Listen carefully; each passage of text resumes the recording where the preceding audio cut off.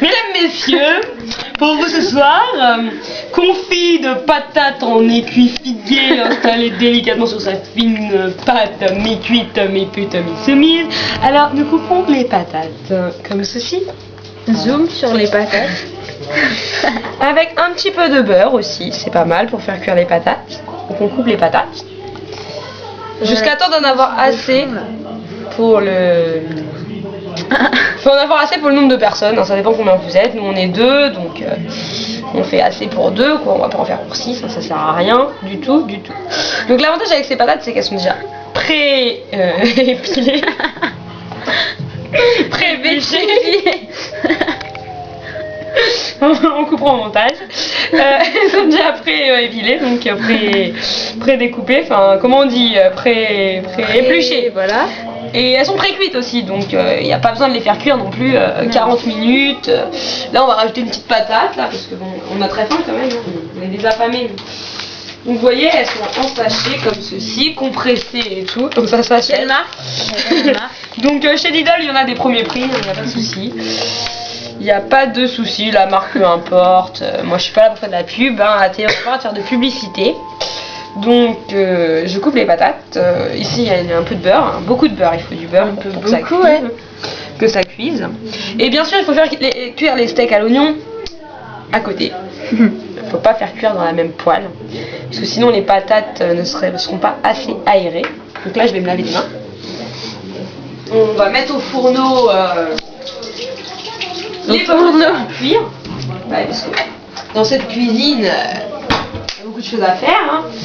Donc alors, nous prenons un couvercle pour éviter les éclaboussures.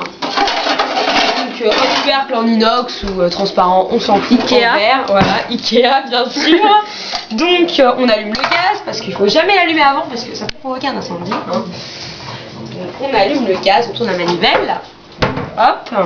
Donc le gaz qui marche très mal, ah, ça vient, il faut souffler. Voilà, ça arrive. Donc on met bien sûr le gaz à fond, on bouge un peu les patates histoire que le beurre fonde dans les patates, hein, pour qu'il y en ait partout, parce que s'il n'y en a que d'un côté ça ne sert à rien. Donc voyez-vous, on laisse prends pas un couteau avec une poêle, ça fait des rayures. Oui, mais le couteau ne touche pas la poêle, là il touche le beurre.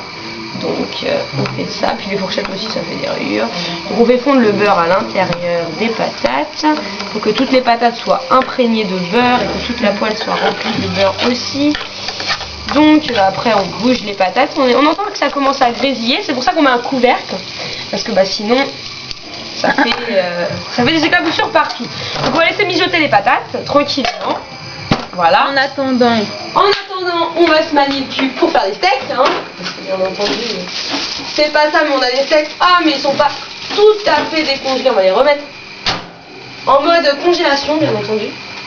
Ici, là, sur le bouton. Regardez le mode congélation. un petit zoom. Le petit congélation ici, parce que sinon ça va cuire si on le met ici.